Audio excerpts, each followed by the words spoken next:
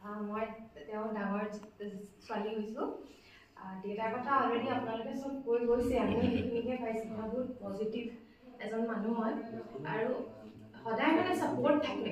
চব কিবা এটা কৰিবলৈ হ'লে সৰু ডাঙৰ হেৰি নাই, কৰ ভাল দিশত কৰি যাক আন্তঃমাতি সদায় সেই ছাপোৰ্টটো দেউতাৰ পৰা আমি সদায় পাইছিলোঁ। আৰু তেওঁ এজন যেনেকৈ ছ'চিয়েল ৱৰ্ক কৰি আছে, অনাগত দিনতো যাতে দেউতাই তেনেকৈ মানে কৰি যায়।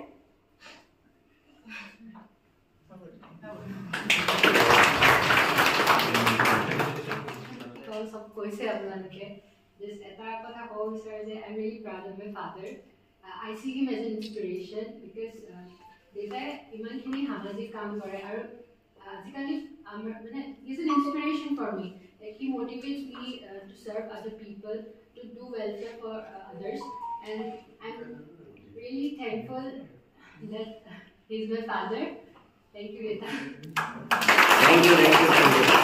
আমাৰ অকমান সমৰ্ণালে যাওক ঠিক আছে। এতিয়া আমাৰ মোহন দাক এখন আমাৰ সম্পন্ন পত্ৰ এখনেৰে আমাৰ বাইৰে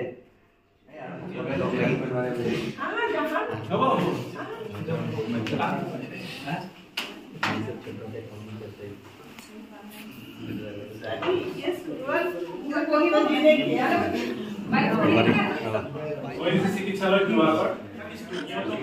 আন্তৰিক সম্বৰ্ধনা প্ৰতি শ্ৰীযুত মোহন চন্দ্ৰ দত্ত জোনবিৰি মেলা চকৰ শিৱসাগৰ তাত শিৱসাগৰ শ্ৰদ্ধাৰ দাদা সাদৰ সম্ভাষণ জনাব। আপুনি 13/5/1991 তাৰিখে ONGC লাকুৱা স্বাস্থ্য কেন্দ্ৰ ফাৰ্মাচিষ্ট হিচাপে যোগদান কৰি 1997 চনৰ পৰা বৰ্তমানলৈকে ONGC চিকিৎসালয় শিৱসাগৰত সেৱা আগবঢ়াই আহিছে। ইয়াৰ মাজতে 2000 পৰা 2003 লৈকে নাজিৰা স্বাস্থ্য কেন্দ্ৰ আৰু 2021 চনৰ কোভিডকালীন পৰিস্থিতিত সাগৰজ্যোতি তৈল হেল্থ অপচনত এমাহ জৰুৰী সেৱা আগবঢ়াইছিল। আপুনি সমাজৰ বিভিন্ন ক্ষেত্ৰলৈ নিস্বাৰ্থ সেৱা আগবঢ়াইছে। বিশেষকৈ সদৌ অসম মইনা পাৰিজাতৰ দৰে শিশু কল্যাণকামী স্বেচ্ছাসেৱী অনুষ্ঠানৰ লগত জড়িত হৈ মহান কাৰ্য সাধন কৰিছে। বিভিন্ন অনুষ্ঠান প্ৰতিষ্ঠানৰ দ্বাৰা আপুনি শিশুপ্ৰেমী, সমাজ সেৱক, সমাজ সংগঠক, সাংস্কৃতিক সেৱক হিচাপে সম্বৰ্ধিত হোৱাত আমি অতিশয় গৌৰৱান্বিত। আপুনি চাকৰি জীৱনত 6টাকৈ পদোন্নতি সুখ্যাতিৰে আহৰণ কৰি বৰ্তমান অধীক্ষক ফাৰ্মাচিষ্ট হিচাপে অহা 30/11/2024 তাৰিখে অৱসৰ গ্ৰহণ কৰি জ্যেষ্ঠ নাগৰিকলৈ উন্নীত হ'ব। আপোনাৰ সামায়িক ব্যৱহাৰ, সততা, নিষ্ঠতা, মিষ্ট ভাষা, হাস্যৰসিক কথা আৰু সদা সুখী মন আমাৰ আদৰ্শনীয় আৰু স্মৰণীয় হৈ ৰ'ব। আপোনাৰ আহিবলগীয়া জীৱন যাত্ৰাপথ সুখময়, শান্তিময় হোৱাৰ লগতে দীৰ্ঘায়ু কামনা কৰি ভগৱানৰ চৰণত প্ৰাৰ্থনা জনালো। শুভেচ্ছাৰে প্ৰমুখ বিষয়া কৰ্মচাৰী ONGC চিকিৎসালয় শিৱসাগৰ।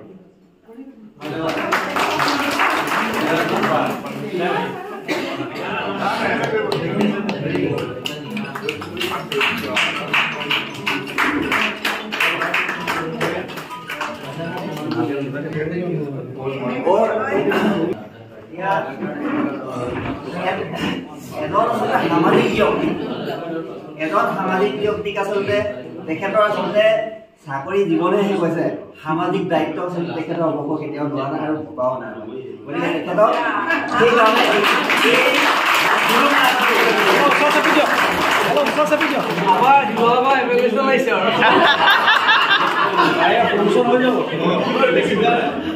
আৰু এইখনক কয় আৰনাই, এখন আচলতে বড়ো সমাজৰ ये बोलते हैं आरनाई बोलते हैं और ये बोड़ो कल्चर का है।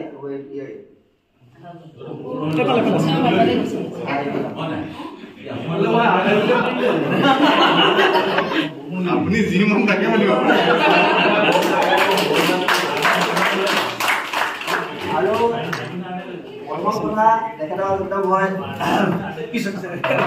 কিয়নো আচলতে মোৰ বহুতখিনি আচলতে পথ প্ৰদৰ্শক আছিলে। এতিয়া মই মানে কেতিয়াবা কিবা এটা নহয় কিবা এটা গৈয়ে থাকোঁ মোহনদা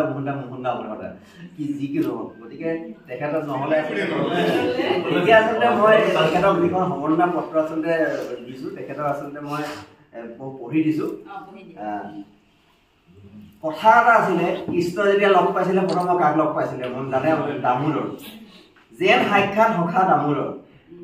যাৰ আঙুলিত ধৰি মই সামাজিক কামবোৰলৈ এদিন আগবাঢ়িছিলোঁ এইটো এটা সামাজিকেই কাম মোৰ কৰ্মজীৱনৰ বাটত লগ পোৱা এগৰাকী শ্ৰেষ্ঠ তেখেতৰ ঘৰটো কিন্তু দিখৌ পাৰতে গতিকে দিখৌৰ বতাহ খাইছে দিখৌৰ একদম শ্ৰেষ্ঠ মানুহ গতিকে দিখৌপৰীয়া সমাজকৰ্মী শ্ৰীযুত মোহন চন্দ্ৰ দত্তদেৱলৈ আন্তৰিক শ্ৰদ্ধা আৰু কৃতজ্ঞতা সহ চাকৰি জীৱনৰ অৱসৰৰ এক বিৰল সোণোৱালী ক্ষণত সুস্বাস্থ্যৰ দীৰ্ঘায়ু কামনাৰে প্ৰদান কৰিছে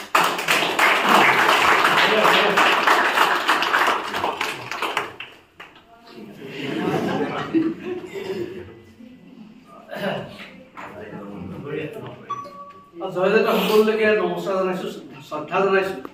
মৰম স্নেহ যাচিছোঁ আজি এটা বিশেষ ক্ষণ আপোনাৰ বাবে অতি সুন্দৰকৈ মোৰ জীৱনৰ কিছু কথা ৰেখাপাত কৰি মোক মানে এটা মানে এখন বেলেগ জগত এখনলৈ লৈ গ'ল য'ত মই মানে কি মৰম স্নেহ আদৰ সন্মান এই আটাইখিনি বহুত সাৱতি নিজক উপলব্ধি কৰিবলৈ এটা মহেন্দ্ৰ ক্ষণ আজি পাইছোঁ প্ৰথম কথা হ'ল আপোনাৰ বাবে কৈছে যে মই হাঁহি থাকোঁ এটা মোৰ মই চেষ্টা কৰোঁ হাঁহি নাথাকোঁ মই চেষ্টা কৰোঁ আৰু সেই চেষ্টাটোত আনি দিলে মোক এজন বিশেষ দেৱতাই বিশেষ দেৱতা বুলি ক'লে দেৱতাতকৈ ওপৰত অৰ্থাৎ কৃষ্ণ ভক্তি মই আপোনালোকে হয়তো জানে যিমানবিলাক মূৰ্তি আছে পৃথিৱীত যিমানবিলাক চিত্ৰ আছে দেৱ দেৱী এটা মাত্ৰ এজন দেৱতা বা এজন ঈশ্বৰেহে হাঁহি থাকে চাবচোন হয়নে নহয় হাঁহি মুখৰ দেৱতা বা ঈশ্বৰ এজন আছে কৃষ্ণ কৃষ্ণ হাঁহি থাকে আৰু কৃষ্ণ কিয় হাঁহে কৃষ্ণ সকলোৰে হৃদয়ত আছে হৃদয়ত থকা কৃষ্ণজনক চলাই আছে আৰু এই হৃদয়ত থকা কৃষ্ণজনৰ বহুত নাম আছে সেই নামবিলাকক আনন্দমূৰ্তি কৰে যেনে চাওক ভগৱানৰ কৃষ্ণৰ নামবিলাক হৃদয়ানন্দ চিদানন্দ সদানন্দ পৰমানন্দ নিত্যানন্দ ইত্যাদি ইত্যাদি আনন্দ লগা ঈশ্বৰ চব আনন্দ সমাহিত মই নিশ্চয় হাঁহিটো সাৰোগত কৰি মই মোৰ সকলো বিপদ আপদ বা দুখ দুৰ্গতি মই নিশ্চয় হেলাৰ পাৰ কৰিব পাৰিম সৰু জীৱনৰ প্ৰথম এটা ডাঙৰ ঘাট এটা কথা কওঁ আমাৰ এইটোৰ ওপৰত এগৰাকী ছোৱালী আছে ছোৱালীজন আছে বিষ্ণুপ্ৰিয়া দত্ত তাই ক্লাছ 3 এক্সপায়াৰ্ড হ'ল আৰু ক্লাছ 3 তেতিয়া ক্লাছ 3 পৰা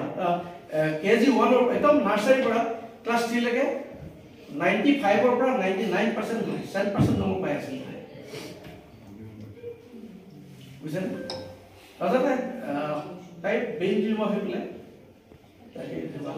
মই একদম ৰিয়েল কথা কৈছোঁ দেই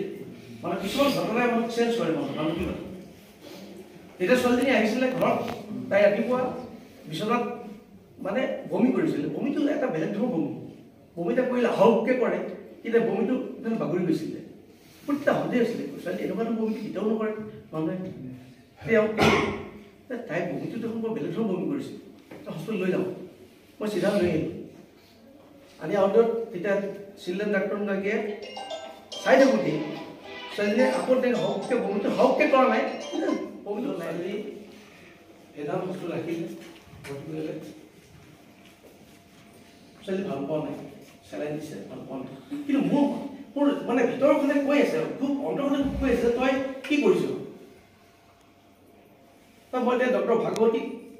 ক'লোৱেই মই ছেটিছফাইড হোৱা নাই ছোৱালীজনী ট্ৰিটমেণ্টত মই ছেটিছফাইড হোৱা নাই আপুনি যাওকচোন ডক্টৰ ভাগৱতী চালেই চাই গম পাব বোলে ইমিডিয়েট লৈ যাওঁ এতিয়া মই লৈ গ'লো নি গলিবত কৈছিলে তাত তেতিয়া চিটি স্কেন কৰিলে কৰি মোক ডক্টৰ ফানালে ক'লে যে আপুনি মেডিকেলত কৰে নহয় মই আহক বুলি তাতে ফিল্মটো দেখুৱালে মোক বুজাই দিছে this is the medulla tumour is in the medulla inside the medulla just immediate operation কৰিব লাগিব গতিকে আপুনি ইয়াত কৈ এটা বাহিৰত আপুনি কৰিব পাৰে মই এতিয়া ডক্টৰ ৰয়েলৰ কথা পাতিলোঁ ডক্টৰ ৰয় বোলে আপুনি লৈ যাব বাহিৰত লৈ যাব চব কৰি দিলে কিন্তু ৰাখিবলৈ ছোৱালী সেইটো এটা মোৰ ডাঙৰ মানে আৰু তেতিয়া মই এটা মনত ভাবি ল'লোঁ ছোৱালী গ'ল আৰু ছোৱালী যিহেতু ঢুকালে মোৰ মনত যিহেতু মই হোষ্টেলত থকাৰ সৰুৰ পৰা মই খুব কৃষ্ণ প্ৰেমী তেতিয়া মই মোৰ মনত ভাবিছোঁ যে তুমি মোক নাকান্দিবা দেই তুমি হাঁহি থাকিবা আৰু মই হাঁহি থাকোঁ মোক তেতিয়া আমাৰ ওচৰ পাজৰ মানুহ পাগল বুলি কৈছিলে এই পাগল হ'ল ছোৱালী মৰি গৈছে কি কণা দেউতাই ভয় কৰিছিলে কণা নাই কিবা হ'ব নেকি আচ্ছা যি নহওক তেতিয়া মই ভাবি ল'লোঁ যে এই ছোৱালী হেৰালে উপায় তাৰ হাত নাই কিন্তু মই তেতিয়া তাৰ আগৰ পৰাই মই মইনা বাইদেউ মোৰ অনুষ্ঠানটো সৰু ল'ৰা ছোৱালী জড়িত আছিলোঁ তাইক মইনাটো লৈ গৈছিলোঁ য'তে কম্পিটিশ্যন ত'তে ফাৰ্ষ্ট পাই আহে ছেকেণ্ড পাই আহিলোঁ যি কম্পিটিশ্যন দিব লাগে আচ্ছা তেতিয়া মই যেতিয়া তাই হেৰাই গ'লোঁ তেতিয়া মই ভাবিলোঁ যে এই দেৱশিশুবিলাকৰ মাজতে মই ছোৱালী বিচাৰি পাম আৰু সেই তেতিয়াৰ পৰাই মই যি মনত ধ্যান কৰি ল'লোঁ যি যেনেকুৱা কণ্ডিশ্যনেই নহওক কিয় মই এই শিশুসকলৰ মাজত সোমাই থাকিম আৰু শিশুসকলৰ কাৰণে মই আৰ্নিংছৰ এটা অংশ মই খৰচ কৰিম আৰু ঠিক তেনেকৈ ভগৱন্তৰ কৃপাত আপোনালোকে আশীৰ্বাদক এই অনুষ্ঠানটোৰ কাৰণে মোৰ সৰ্বশ্ৰেষ্ঠ আপুনি জানে এওঁলোকে জানে আৰু ভগৱানে দিও আছে তেনেকৈ তাৰ পাছৰ পৰ্যায়ত ইহঁতকেইটা জন্ম হৈছে আৰু ঈশ্বৰৰ কৃপাত আপোনালোকে আশীৰ্বাদক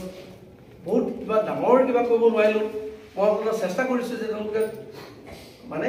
তেওঁলোক সৎ চৰিত্ৰবান হওক আপোনাক আশীৰ্বাদ কৰিব ডাঙৰ চাকৰি নালাগে মাত্ৰ সৎ চৰিত্ৰবান হওক কৰ্মী হওক এইটোৱে মানে আশা কৰিম এতিয়া হ'ল কি যে এই যে মই ক'লোঁ কৃষ্ণ মূৰ্তিটোৰ যোগেদি যে মোৰ মনৰ এটা আনন্দ মই সকলোকে কওঁ হাঁহি নাখাবাই হাঁহি নাখা হাঁহি সকলো জয় কৰিব পাৰিব আৱেগেৰে নহয় কাৰোবাক চক্ৰান্ত কৰি নহয় চুৰ দৰবাজ কৰি নহয় আনন্দ পাবলৈ হ'ব পাৰিব লাগিব আৰু আনকো ঠিক তেনেকৈ সোমাবলৈ দিব লাগিব এইখিনি সম্পূৰ্ণ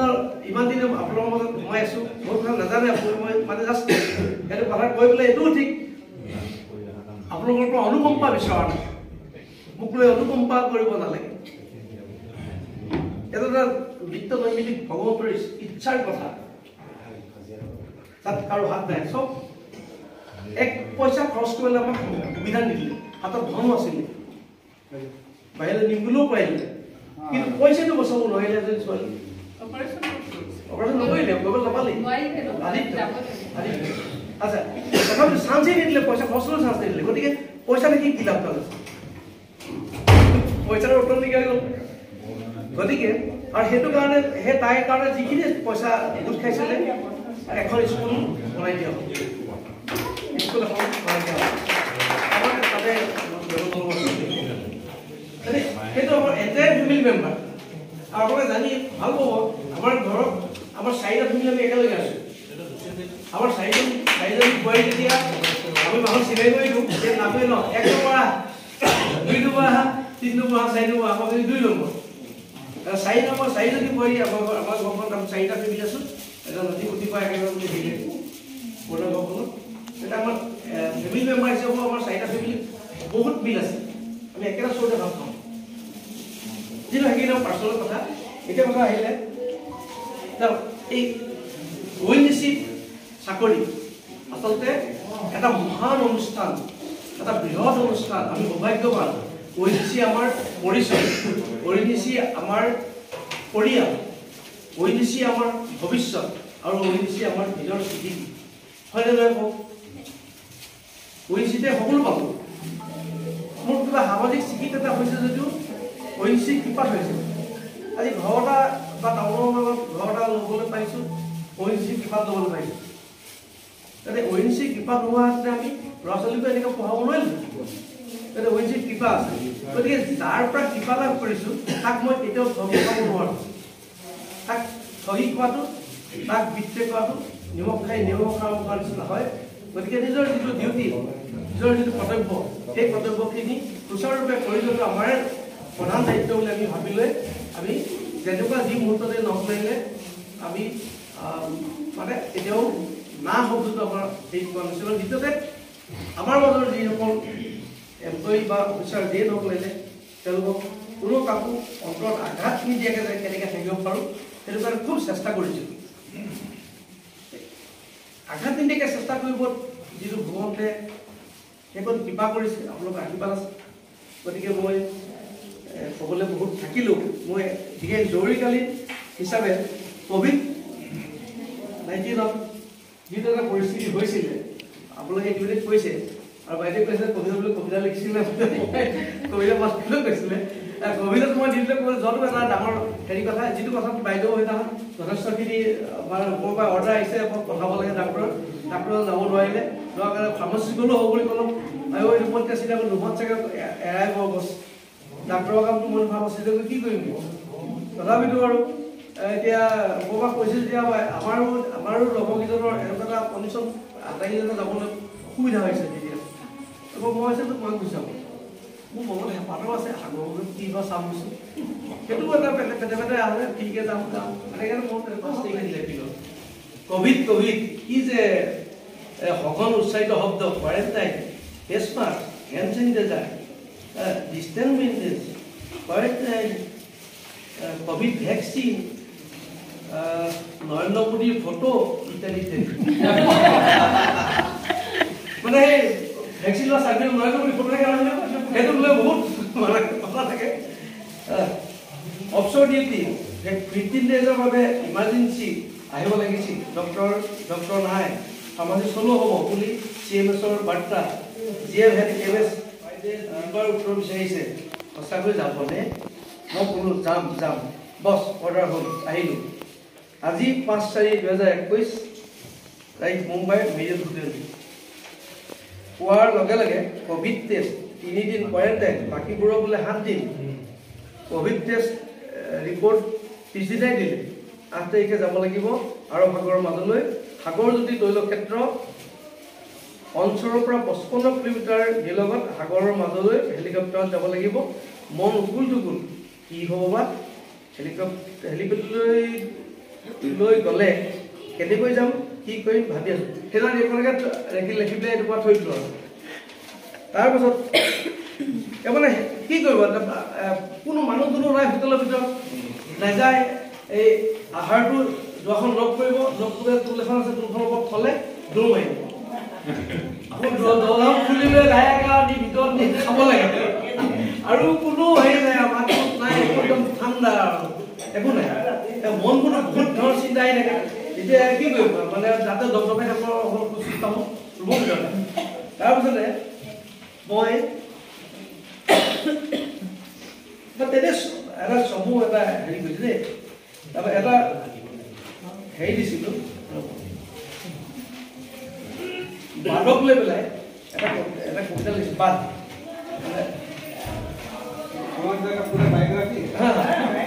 শুনিব দেই বাদ প্ৰতিবাদ তৰ্কবাদ জিন্দাবাদ মুদ্ৰাবাদ আশীৰ্বাদ এনেবোৰ বুকুত লৈ অজস্ৰ সংবাদ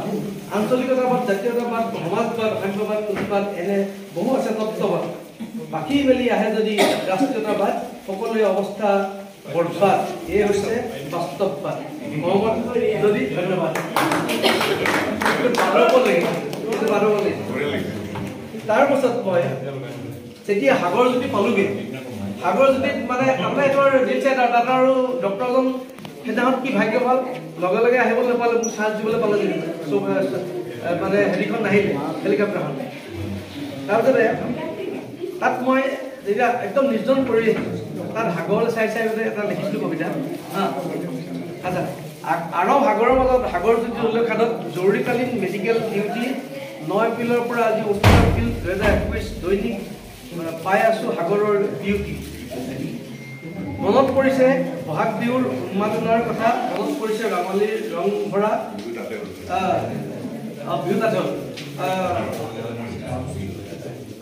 সীমাহীন আনন্দৰ কথা। বেজাৰ লাগিছে নাই দেখোন কপু কেতেকী নগৰ ফুৰিকা যায়, গন্ধহীন সাগৰৰ বতাহ ক'তো একো পাবলৈ নাই। নাপালো এইবাৰ গা ধুৱাবলৈ দিশৰ পানী, ল'ৰা ছোৱালীবোৰক আঁতৰাবলৈ নিজেও এপাক দ পানীত নামি সাগৰত নাই বহাগীৰ ৰং, নাই বিহুৰ লক্ষ্য। ঢৌবোৰে কেৱল চৰক চৰক মাতে,